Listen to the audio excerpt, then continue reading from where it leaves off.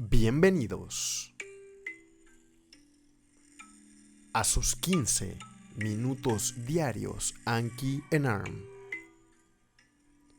en donde mostraremos preguntas del Enarm 2020-21, Ankis con la que sacaron el anhelado 92. Nosotros no seremos tan ambiciosos y vamos por ese 80. Apriétense los cinturones. ¡Comenzamos!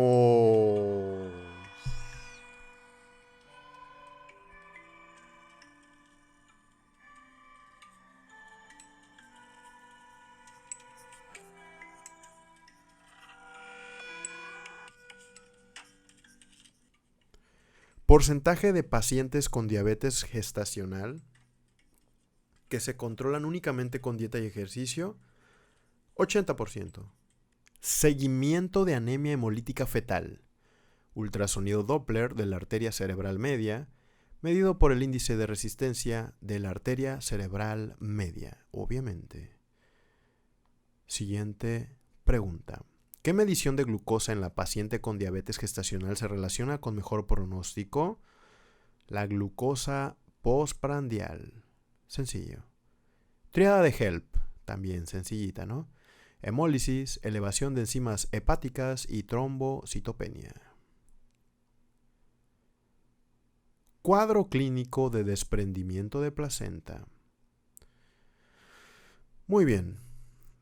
Abruptio incipiente. Desprendimiento de un menor al 25%, no hay afectación fetal ni materna, puede presentarse como hemorragia vaginal escasa normalmente oscura o hematoma retroplacentario.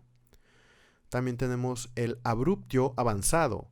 En este hay un desprendimiento de entre 1/4 a 2/3.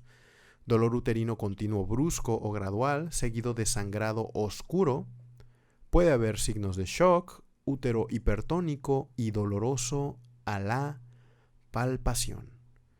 Y el abruptio masivo es un desprendimiento de más de las 2/3 partes. Hay dolor brusco, hay que decirlo, muy intenso, continuo. Este se asocia obviamente a útero de Cuvier. Feto casi siempre muere y hay un shock de instauración rápida. ¿En qué momento se define el grupo IRH fetal? A las 5.3 semanas de gestación. Signos de ultrasonido de embarazo múltiple. 2 placentas y 2 sacos, que se llama signo de lambda o del pico gemelar. En cambio, una placenta y 2 sacos es el signo de la T. En algún Enarm venía la imagen y tú ponías qué signo. Luego, si quieren, lo comentamos por imágenes, pero esto es un podcast. Seguimos. ¿Cuál es la prueba diagnóstica para hemorragia fetal? La prueba es Abt-Downey. Se observa la ausencia de desnaturalización con hidróxido de potasio. Esto es sacado del curso del doctor Prieto. Seguimos. Causa más prevalente de ruptura uterina, lo sabemos, cesárea previa. Facilito, ¿no? Siguiente pregunta. Tratamiento farmacológico durante el embarazo. O sea, ¿qué le das a una embarazadita, no? Ácido fólico, 0.4 miligramos, 3 meses antes del embarazo y durante todo el embarazo, según la norma oficial mexicana. 5 miligramos si hay diabetes mellitus, antecedente de defecto del tubo neural, antiepilépticos, antecedente familiar de alteraciones neurológicas. 2. Antiácidos si hay pirosis persistente. 3. Psyllium plántago en caso de estreñimiento persistente a modificaciones de la dieta. 4. Imidazol o clindamicina vaginales en caso de candidiasis. 5. Metronidazol en caso de tricomoniasis vaginal. 6. Metronidazol clindamicina vaginal en caso de vaginosis bacteriana. ¿Ok? Aquí vinieron varios temillas por ahí. La que sigue. Dosis de inmunoglobulina anti-D profiláctica, 300 microgramos, y en aborto, 150 microgramos. Factores de riesgo para embarazo molar: 1. Mola previa. 2. Asiáticas. 3. Menores a 20 años o mayores a 40 años. 4. Síndrome familiar de mola y datiforme recurrente. 5. Áreas geográficas con consumo bajo de caroteno B o ácido fólico. Esto también sacado del manual del Dr. Prieto. Seguimos. Definición de diabetes gestacional. Esto lo vimos en las Anquis anteriores. Recuerda que puedes ver todos los episodios para así mismo ir practicando y que se te vayan quedando las preguntas. La respuesta correcta a la definición de diabetes gestacional es intolerancia a carbohidratos por primera vez en embarazo mayor a 12 semanas de gestación. ¿Ok? ¿Cuál es la complicación o las complicaciones del desprendimiento prematuro de placenta normoinserta? Número 1. Coagulación intravascular diseminada en el 10%. El desprendimiento prematuro de placenta normoinserta constituye la causa más frecuente de trastornos de coagulación en el embarazo. Número 2. Fracaso renal agudo, casi del 1 al 3%. Número 3. Útero de Cuvier. Y número 4. Embolia de líquido amniótico, muy raro. Esto lo sacamos del CTO Ginecología. Tipo de embarazo múltiple más frecuente. La respuesta correcta con un 70% es monocorial biamniótico. Repito, monocorial biamniótico en el 70% de los casos. Diagnóstico de embarazo normal. Número 1, gonadotropina coriónica humana en suero, 6 a 8 días después de la ovulación, en menor a 5 unidades. De 6 a 24 unidades, equívocos, repetir en 2 días. Y será positivo con un resultado mayor a 25 unidades. Los valores se duplican cada 2.2 días los primeros 30 días de gestación. La hormona gonadotropina coriónica se puede detectar en orina desde la 4ª a la 5ª semana de amenorrea. En sangre es desde la 3ª semana de amenorrea. Y número 2, con un ultrasonido. ¿Qué vamos a ver?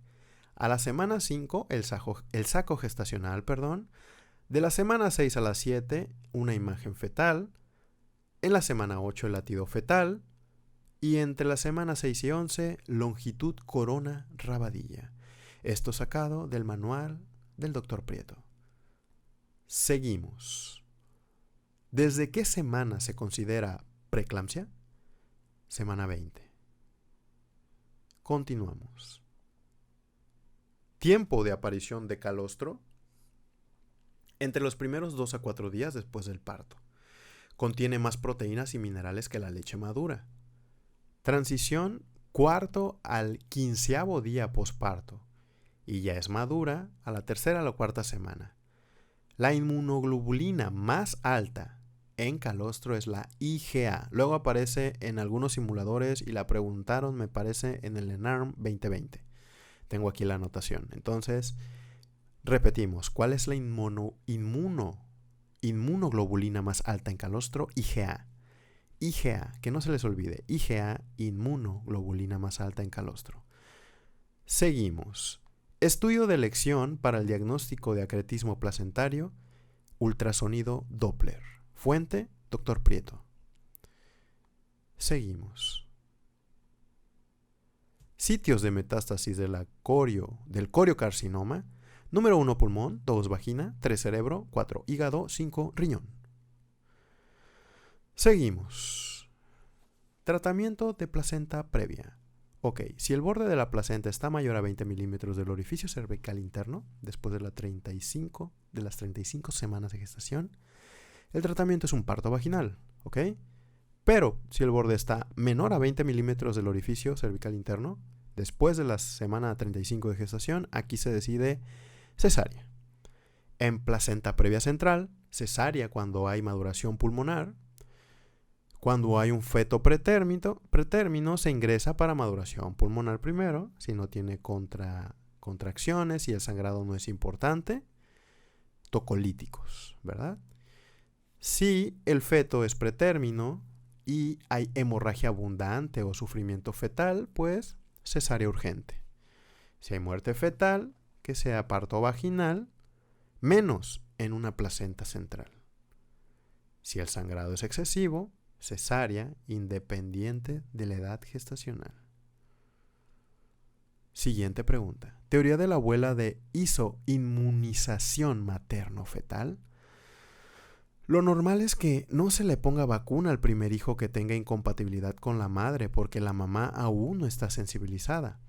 La teoría de la abuela explica que la primera sensibilización puede no ser con el primer hijo, sino entre la madre y la abuela, por lo que en caso de abuela RH negativo, se deberá poner vacuna al primer hijo. Vaya dato perturbador. Clasificación de Quintero para síndrome de transfusión feto-fetal. Etapa 1. Hay una discrepancia en el volumen del líquido amniótico con oligohidramnios de una bolsa máxima vertical o igual o menor de 2 centímetros en un saco y polidramnios en otro saco con una bolsa máxima vertical mayor o igual de 8 centímetros. La vejiga del gemelo donador es visible y el estudio Doppler normal. Etapa 2.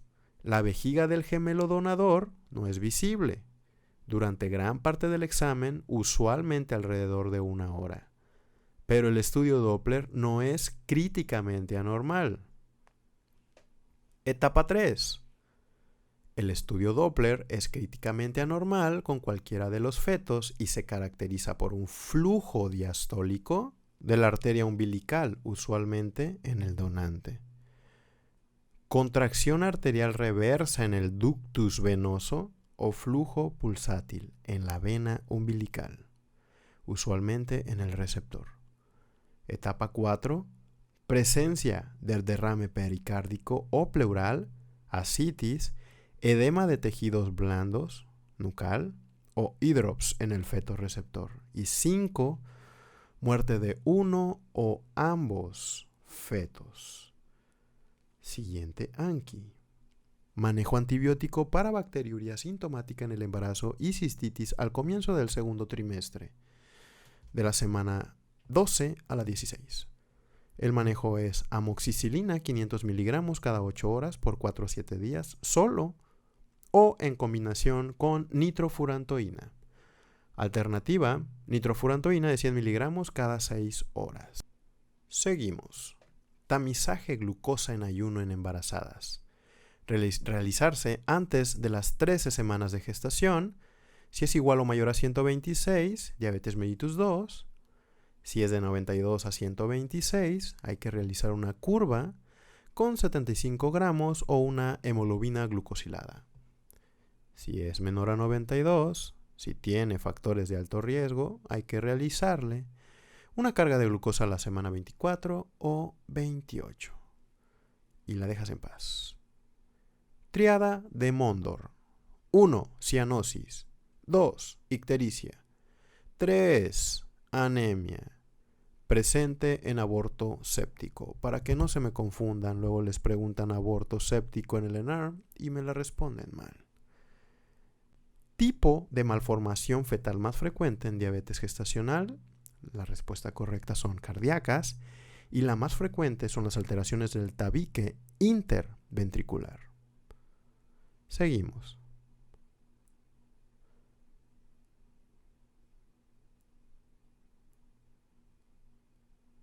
¿Qué prueba se utiliza para detectar aloinmunización de madre en madre RH negativa? CUMS indirecto. Debe de realizarse en la primera cita de control y en la semana 28. Recuerden que la prueba de Kleihauer-Betke valora la cantidad de sangre fetal que ha pasado a la madre. A la madre. Seguimos. Determinación de edad gestacional en embarazo múltiple. Se hace con el ultrasonido de primer trimestre. Solo es válido cuando te reportan una longitud cráneo-caudal de 45 a 84 milímetros. Se utiliza el feto más grande para calcular. Clasificación de desgarros perineales.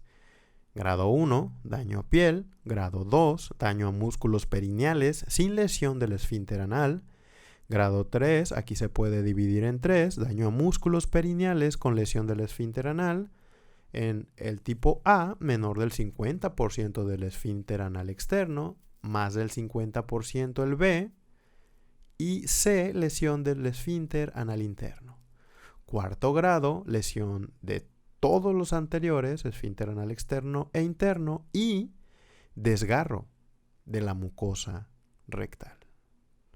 Esta es clasificación de desgarros perineales. Y bueno, chicos, doctores, qué rápido pasa el tiempo cuando uno la pasa bien. Yo me despido hasta el día de mañana. Pónganse a estudiar. Esperemos que pronto se terminen estas Ankis de ginecología. Hasta la próxima.